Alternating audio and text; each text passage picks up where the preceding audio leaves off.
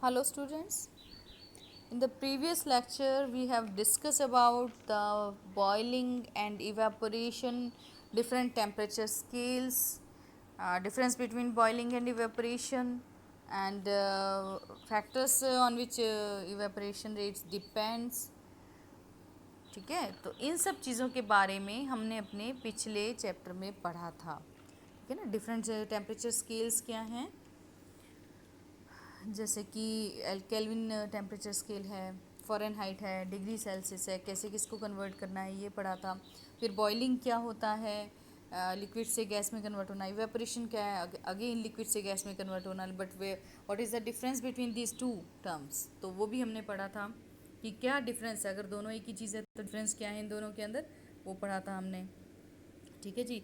Boiling एक bottom sorry वो क्या नाम बल्क फिनोमिना है, जबकि इवापोरेशन एक सरफेस फिनोमिना है. यानी कि बॉइलिंग के अंदर सब के सब जितने मॉलिक्यूल वेसल के अंदर हैं वो सारे के सारे मॉलिक्यूल्स जो हैं वो वाटर के अंदर कन्वर्ट हो रहे हैं, वाटर इवापोरेट हो सकते हैं. जबकि इवापोरेशन में सिर्फ सरफेस के मॉलिक्यूल ही बाहर निकलते हैं.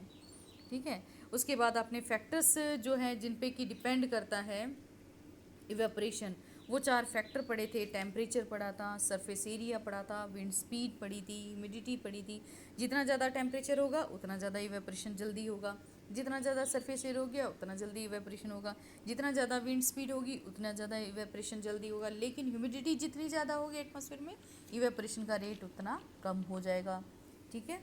और इसके बाद हमने कुछ क्वेश्चंस को डिस्कस किया था कि लाइक कॉटन के कपड़े हमें क्यों इतना सूदिंग लगते हैं समर्स के अंदर, क्यों हम पहनते हैं, क्योंकि कॉटन में पोर्स होते हैं, वो पसीना एब्जॉर्ब करता है, एवापोरेशन होता है, हमें कूलिंग फील होती है.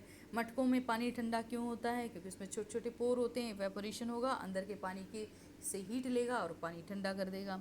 और इसी तरह से चिल्ड वाटर बॉटल पर बाहर की तरफ ड्रॉपलेट क्यों दिखाई देती है, क्योंकि वो सराउंडिंग से चिल्ड वाटर बॉटल बहुत ठंडा है, सराउंडिंग की गैस को ठंडा कर देगा.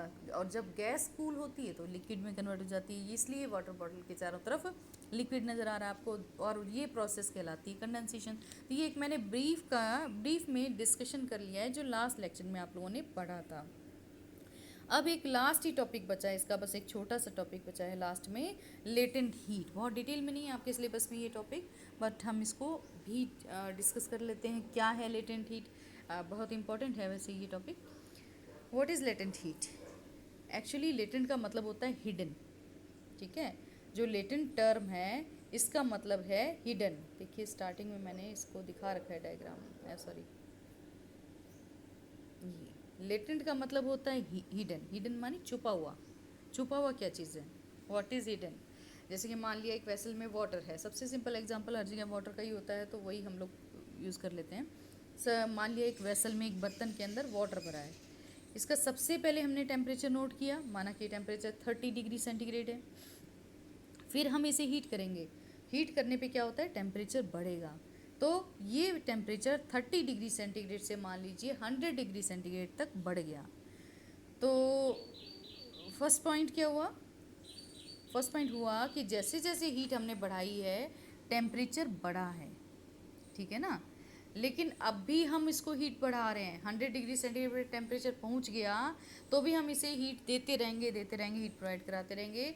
तो अब सेकंड पॉइंट नोट कीजिए क्या है कि 100 डिग्री सेंटीग्रेड के बाद हमने कितनी भी हीट बढ़ा ली है टेम्परेचर चेंज नहीं हो रहा है, यानी कि टेम्परेचर कांस्टेंट हो रहा है, हो गया है. तो या तो हीट जो है वो लगातार दी जा रही है, उसका समझ में नहीं आ रहा हो क्या रहा है, कहाँ चली गई. आपको समझ में आ रही है बात. एक वेसल के अंदर हमने वाटर लिया है, पानी भर दिया है, उसका हमने टेम्परेचर गर्म करने से पहले नोट कर लिया 30 डिग्री सेंटीग्रेड है. हमने उसको गर्म करना शुरू करा, यानी कि हीट देना शुरू करा, और धीरे धीरे देते चले गए. हमने फाइनली उसका टेम्परेचर नोट किया कि अब 100 डिग्री सेंटीग्रेड हो गया, 30 से 100 हो गया. लेकिन हमने अभी हीट देना बंद नहीं करा, हम उसको और भी देते जा रहे हैं. पर अब हम चाहे कितनी भी हीट दें उसको टेम्परेचर चेंज नहीं रहा, वो 100 डिग्री सेंटीग्रेड ही बना हुआ है. तो ये जो टेम्परेचर रुक गया है इसको हम क्या कहते हैं, टेम्परेचर कांस्टेंट हो गया है. ठीक है. लेकिन अब क्वेश्चन आता है कि भाई जो हीट आप दे रहे हो अब उसका क्या हो रहा है, भाई टेम्परेचर नहीं बढ़ रहा तो कहाँ जा रही है वो हीट. तो यहाँ पर ये ध्यान देने वाली बात है कि ये जो हीट अब हम दे रहे हैं ये क्या काम कर रही है, फेज चेंज का काम कर रही है. ठीक है ना, फेज ट्रांसफॉर्मेशन का काम कर रही है। फेज जानते हो, 3 फेज आपने स्टार्टिंग में चैप्टर के पढ़ी थी, सॉलिड, लिक्विड और गैस, ये 3 फेजेस हैं। तो एक फेज से दूसरे में कन्वर्जन को हम क्या बोलेंगे, जैसे सॉलिड से लिक्विड या लिक्विड से गैस जो बन रहा है, ये क्या होता है, फेज ट्रांसफॉर्मेशन होता है।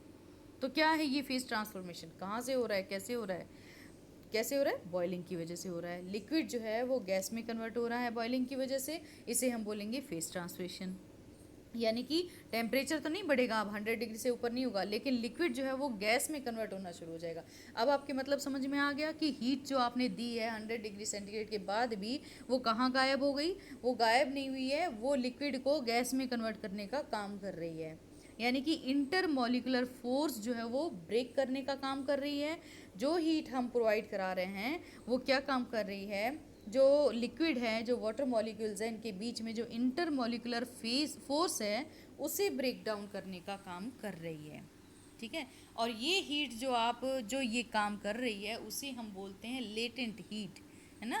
ये हीट क्या कहलाती है, लेटेंट हीट कहलाती है, छुपी हुई हिडन हीट है। यानी कि हीट जो है वो आप 100 डिग्री के बाद टेम्परेचर को नहीं बढ़ा पा रही, वो दूसरा काम करना शुरू कर दिया, उसने इवेपोरेशन का काम करना शुरू कर दिया है, इंटरमोलिकुलर फोर्सेस को ब्रेक डाउन करने का काम करना शुरू कर दिया। तो ये जो हीट है ये अब हीट क्या कहलाएगी, लेटेंट हीट कहलाएगी। 2 तरह की होती है latent heat of fusion and latent heat of vaporization. Latent heat of fusion और वेपराइजेशन दोनों को हम थोड़ा सा स्मॉल ब्रीफ के अंदर डिस्कस कर लेंगे। सबसे पहले एग्जांपल लेते हैं, लिक्विड का गैस में कन्वर्ट होना, ये क्या है, लेटेंट हीट ऑफ वेपराइजेशन है। लिक्विड का गैस में कन्वर्ट होना लेटेंट हीट ऑफ वेपराइजेशन है। अब सबसे पहले हम डिस्कस करते हैं फ्यूज़न को। लेटेंट हीट ऑफ फ्यूज़न क्या है, ठीक है।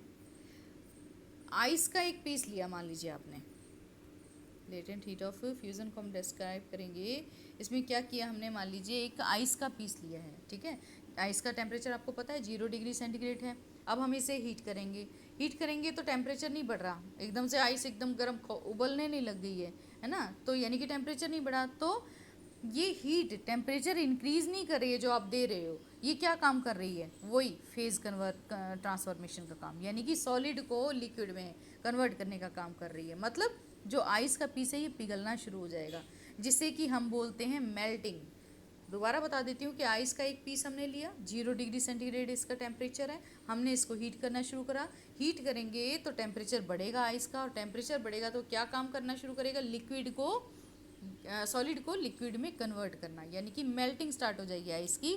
और हर लिक्विड की latent heat of vaporization, fusion सब कुछ अलग होता है, ठीक है ना। जैसे कि एग्जांपल में हम 1 किलोग्राम के हिसाब से ले लेते हैं कि 1 किलोग्राम आइस ले लिया है, इसे पूरी तरह से लिक्विड में कन्वर्ट होने में जो हीट लगेगी, जो 1 किलोग्राम आइस है इसे पूरी तरह से लिक्विड में, पूरा आइस का पीस जब पिघल जाएगा तो वो इतनी जो हीट हमारी लगी है ये हीट क्या कहलाएगी, लेटेंट हीट ऑफ फ्यूज़न कहलाएगी, ठीक है। तो लेटेंट हीट ऑफ फ्यूज़न को अगर हम डिफाइन करें इंग्लिश में तो हम कैसे बोलेंगे कि it is the amount of heat required to convert 1 kilogram of given solid into liquid. मैं फिर से बता रही हूँ कि हर लिक्विड का, हर सॉलिड का अपना जो लेटेंट हीट ऑफ फ्यूज़न है वो अलग होगा। यहाँ पर मैंने वाटर की बात करी थी, अभी आपको एग्जाम्पल दिया था कि मान लीजिए 1 किलोग्राम आइस है, उसे लिक्विड में कन्वर्ट करने में जो हीट लगेगी वो लेटेंट हीट ऑफ फ्यूज़न है। तो डेफिनेशन बन जाती है कि it is the amount of heat required to convert 1 kilogram of given solid into liquid is known as latent heat of fusion. बस इतना ही काफ़ी है आपके सिलेबस में, इससे ज़्यादा डिटेल में आप अगली क्लासेस में पढ़ेंगे।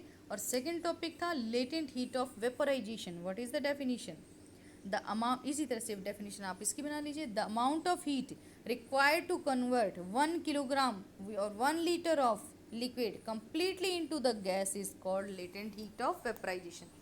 एक वर्ड याद रखना यहाँ पर, कंप्लीटली, ये वर्ड आप फ्यूज़न में भी यूज़ करेंगे और ये वर्ड आप इसमें वेपराइजेशन में यूज़ करेंगे। दोबारा से मैं फ्यूज़न की डेफिनेशन बताती हूँ कि it is the amount of heat required to convert 1 kilogram of given solid completely into the liquid, पूरी तरह से, बीच में कंप्लीटली वर्ड लास्ट डेफिनेशन में मैं नहीं बोल पाई थी, completely into the liquid, that is known as latent heat. इसी तरह से अब मैं डेफिनेशन बता रही हूँ लेटेंट हीट ऑफ वेपराइजेशन की, the amount of heat required to convert 1 liter of given solid completely into gas is called latent heat of vaporization।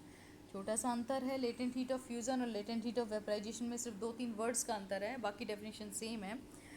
Latent heat of fusion में क्या है कि 1 किलोग्राम सॉलिड को liquid में पूरी तरह से कन्वर्ट करने के लिए जो हीट इस्तेमाल हो रही है वो लेटेंट हीट ऑफ फ्यूज़न है। जबकि लेटेंट हीट ऑफ वेपराइजेशन क्या है कि 1 लीटर लिक्विड को पूरी तरह से गैस में कन्वर्ट होने के लिए करने के लिए जो हीट इस्तेमाल हो रही है वो लेटेंट हीट ऑफ वेपराइजेशन कहलाती है। ठीक है ना, यानी कि मेन रोल तो सारा का सारा टेम्परेचर का होता है। सॉलिड से लिक्विड में कन्वर्ट होना, देखिए इसमें भी दिखा रखा है एक ग्राफ सा जो बना रखा है, मेल्टिंग कहलाएगा। लिक्विड गैस में कन्वर्ट होना वेपराइजेशन होता है। ठीक है, तो दोनों के अंदर ही हीट टेम्परेचर आप दे रहे हैं, जितना टेम्परेचर आप बढ़ाते चले जा रहे हैं फेज़ में चेंज होता चला जा रहा है, यानी कि सॉलिड से लिक्विड में कन्वर्ट हो रहा है और लिक्विड से गैस में कन्वर्ट हो रहा है, मेल्टिंग हो रही है, वेपराइजेशन हो रहा है। और हो क्यों रहा है? लेटेंट हीट की वजह से। हीट जो आपने प्रोवाइड कराई है, जो टेम्परेचर आपने प्रोवाइड कराया है, उसकी वजह से ये चेंजेस हो रहे हैं। तो सभी टॉपिक जो हैं इस चैप्टर के हमारे डिस्कस हो गए हैं। लेटेंट हीट एक बहुत इंपॉर्टेंट टॉपिक था, समझ में आ गया, बहुत अच्छी बात है। इससे रिलेटेड फिर आगे डिटेल में अगली क्लासेस में पढ़ेंगे आप लोग। अब हम नेक्स्ट लेक्चर में जो सोल्यूशंस हैं, क्वेश्चन आंसर्स हैं आपके बुक के, उन्हें डिस्कस करेंगे।